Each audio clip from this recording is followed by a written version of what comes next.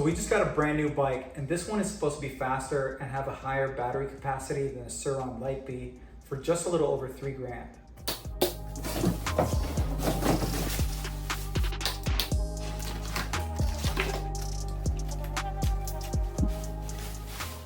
This is the new T01 by Rexx Motorbikes. Initial impressions, super impressed with the fit and finish of everything.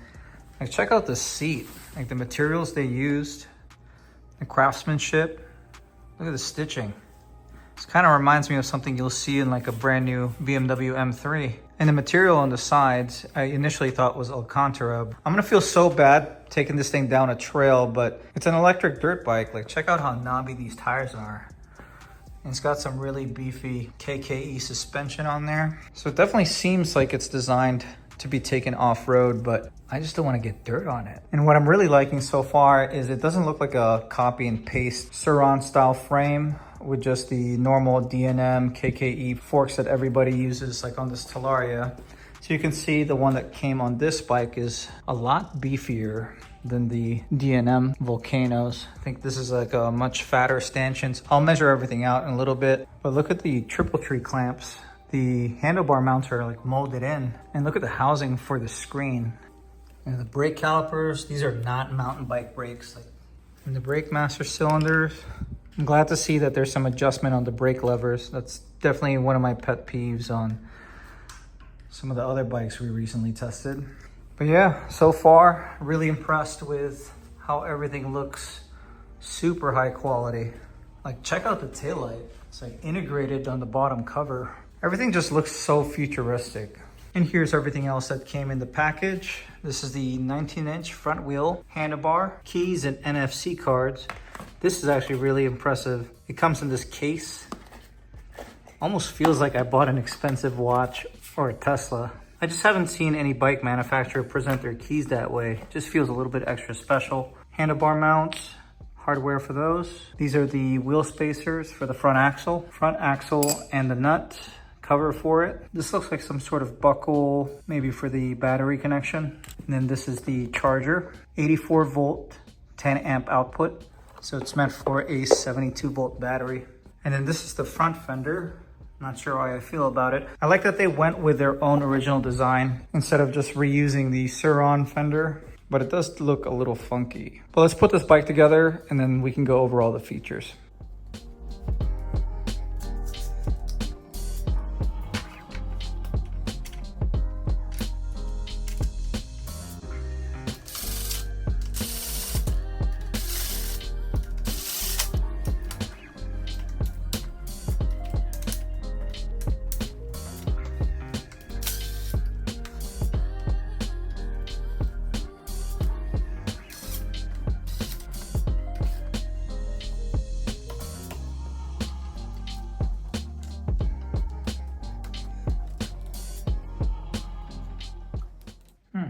I wonder what this trigger is for.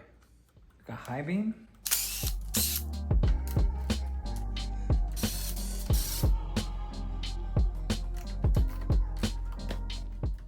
One thing I wish that was included was a bar pad for this.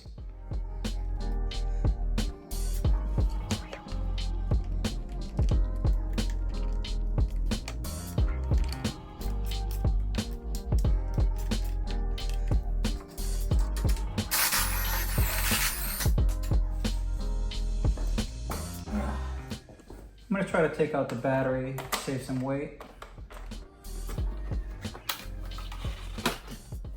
That's a fancy looking battery. 72 volt, 35 amp hour.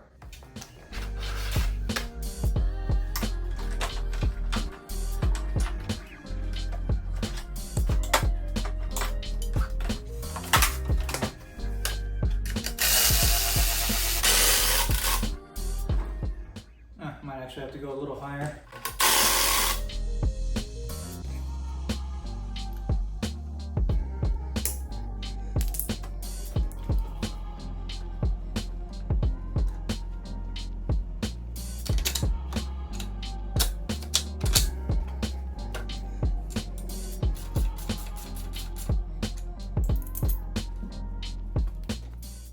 Before we put the battery back in, let me just show you what the battery compartment looks like.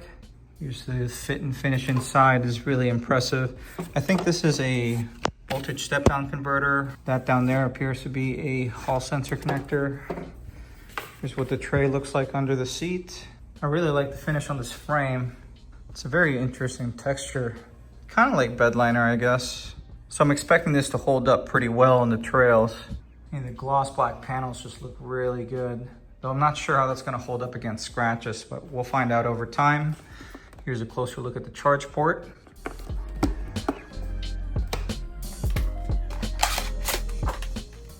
Yeah, that buckle is definitely for the battery connector.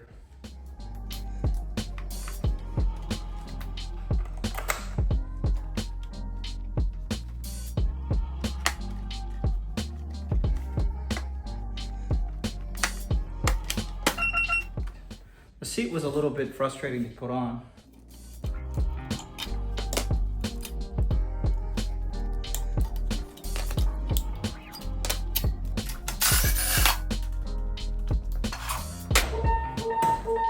Here it is. This is the Rexx T01 fully assembled. It's definitely a lot bigger in person than it looks on the internet. It's really hard to tell with photos sometimes, but this bike actually has a 51-inch wheelbase and a 33-inch seat height, which is overall bigger than a SurRon Light Bee. So just for some perspective, this is what I look like on the bike. I'm 5'8" with a 30-inch inseam, and I definitely cannot flat-foot it. I have to tiptoe it, but I'm pretty comfortable on the bike since I'm used to riding much taller, full-size dirt bikes. But this is noticeably taller than the other E-Moto that I typically ride, which is a Talaria XXX. I've also had a SurRon Light Bee in the past, which is about half an inch shorter than this, but I think this bike just feels extra tall because of the wide seat. It's a bit harder for you to hang your legs over the sides. But first time sitting on it, riding position feels comfortable, feel nice and upright. Not a huge fan of dirt bikes that have you lean a little forward. It just gets exhausting after a short ride. So this is what the stock seat looks like on my Talaria, and this is what it looks like on top of the new seat. So as you can see, it is definitely significantly wider, and the frame is also a lot skinnier on these bikes in comparison to this one. I do like having a wider bike though in this area. It's just easier for my legs to hug the bike and loosen my arms a bit if I'm riding on a trail. The Talaria fork tubes are 42 millimeters, and the ones on the Rexx are 44.5. So they're definitely beefier, or at least the housings are bigger, though I don't see any sort of adjustment available as far as damper, compression, and whatnot, which I'm used to seeing on these E-Motos. And so you can get a front view comparison. The new bike is significantly taller, but it also has a lot more ground clearance, which I like, especially around this motor area. There is also less hanging below the skid plate in comparison to the Talaria, where the peg mount brackets are below the skid plate. Though the new bike does seem like it came with a kickstand that's way too short. If you look at them side by side, this is definitely leaned over quite a bit. Not to a point that it's in risk of tipping over, but it just seems a little bit odd. I wish the kickstand was like at least an inch or two longer. And as far as rear suspension, rear spring is 52 millimeters in width. And the one on the new bike is 70 millimeters. So it's definitely a lot bigger spring on the new one, and the shock is noticeably larger as well. But it manages to feel pretty plush when I sit on it and the rear suspension squats. And that's mostly because of the linkage design. So unlike the Talaria where the shock is bolted to the frame and mounted directly on the swing arm, this one actually goes to a linkage at the bottom, kind of similar to what you would see on a YZ250. So that alone's got me really excited to test out the suspension off-road. To turn the bike on, just use the NFC card and tap it over here. On the left-hand controls, you got the low beam and the high beam. You don't have the option to turn the headlight off, though you do have the option to flash the high beams with the trigger up here. There is a turn signal switch over here, though it's not functional since this bike doesn't have turn signals. Would be awesome if it's pre-wired though. And you got the horn. On the right side, you've got the hazards button up here. Though it doesn't have turn signals, so that is not functional either. I'm going to look more into that to see if it comes pre-wired, because I would like to add some turn signals to this. When you initially turn the bike on, it does not allow you to twist the throttle. This indicator on the display means that the kickstand is down, since it does have a kickstand sensor. As soon as you put it up, then it would allow you to engage the throttle by pressing the P button. Down here is the mode switching button, which you can use to switch between eco and sport mode. Throttle seems to have a lot of modulation, which I really like, especially for trail use. I really don't like throttles that are really finicky. At least this one makes me feel like I have a lot of control.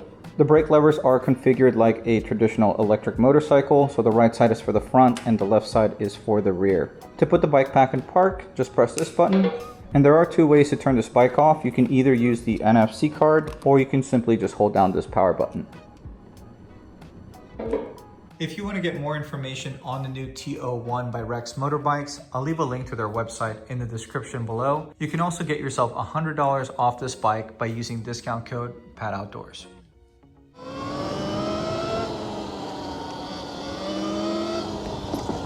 This thing rides really smooth. So Rexx claims that this bike has a range of over 60 miles, which I think is possible if you're in eco mode, since this bike does have a 2500 watt-hour battery, which is about 25% larger than a standard SurRon Light Bee X. So as you probably noticed earlier, it was beeping whenever I had the bike turned off and I was moving it, and that's because it's got a security system in place, but it also has a stem lock on the bottom side of the fork, which I really like because it means I can feel secure leaving this outside the store if I'm out running errands with it. And I haven't had that come stock on any of my other bikes except for the Roar Mantis X. So front tire is a 70-119 and the rear is a 110-80-17. So it's staggered because it's set up for off-road use. The rear tire is super knobby, though the front is not as aggressive, so it still rides pretty smooth on the street. It almost looks like a dual sport tire. This is the smallest rear sprocket I've seen on an E-Moto though, but it doesn't feel weird with the gearing. This is running a 3500 watt motor with a gearbox, and it's got a peak output of 7500 watts, so this thing's supposed to be pretty quick. It's supposed to have more torque than a Talaria Sting R and obviously the SurRon, and it's supposed to have a top speed of 50 miles per hour, but we'll find out if that's true. We're likely not going to be testing it off-road. Just kind of wanted to do an initial look and initial impression ride. Unfortunately, we don't have too much time to ride today since I'm getting ready to go on vacation. My wife and I are going to California for a couple weeks. So top speed on eco on the display shows to be about 36-37 miles per hour, and then on the GPS it shows 35 miles per hour. Let's see what it is in sport.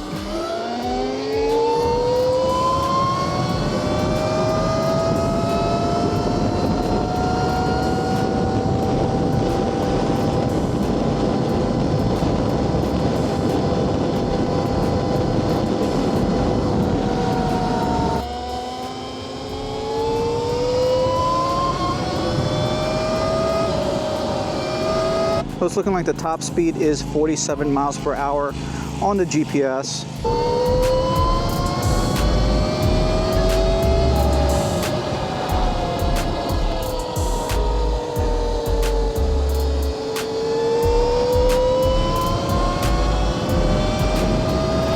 So it's only been a little over a mile so far, and what's impressed me the most is the ride quality. This bike just rides super smooth, and I really like how the throttle feels. The power doesn't kick in abruptly at all, so I can see myself being able to easily control this in a technical situation off-road.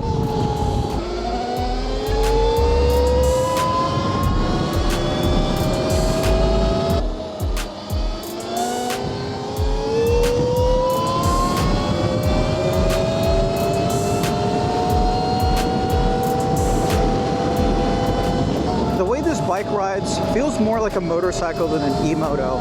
It does feel noticeably heavier than the type of bikes that I usually ride,